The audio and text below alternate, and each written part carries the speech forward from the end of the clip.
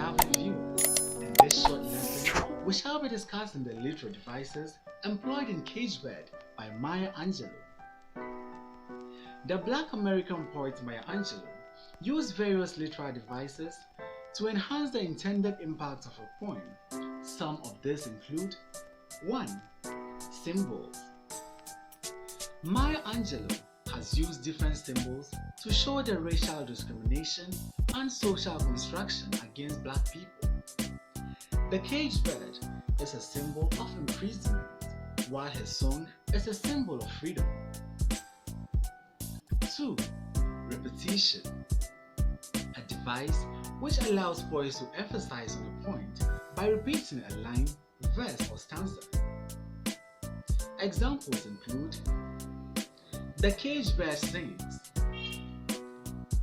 the free bird thinks, and also stanza 3 and 6 are the same to create an impact on how serious a caged bird sings of freedom. 3. Metaphor.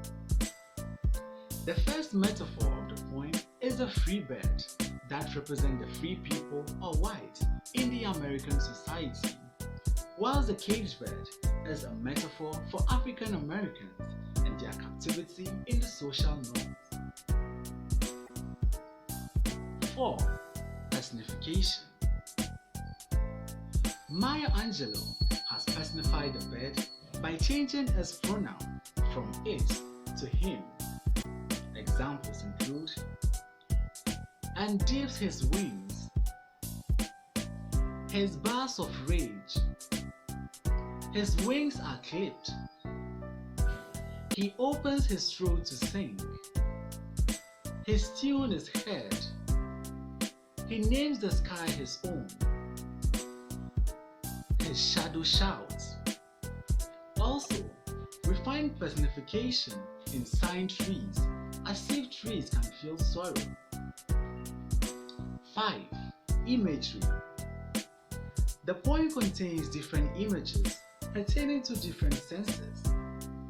The free bird and the back of wind reflects images of sight and feeling, whilst orange sun rays and throat to sing reflect images of seeing and hearing.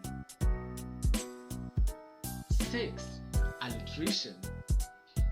A device in which series of words begin with the same consonant sound.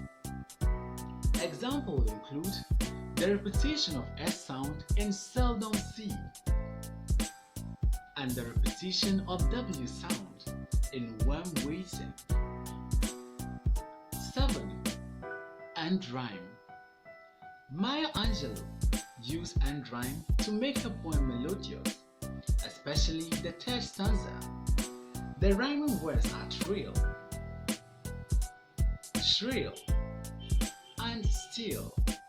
Thanks for watching this short video. See you in the next lesson.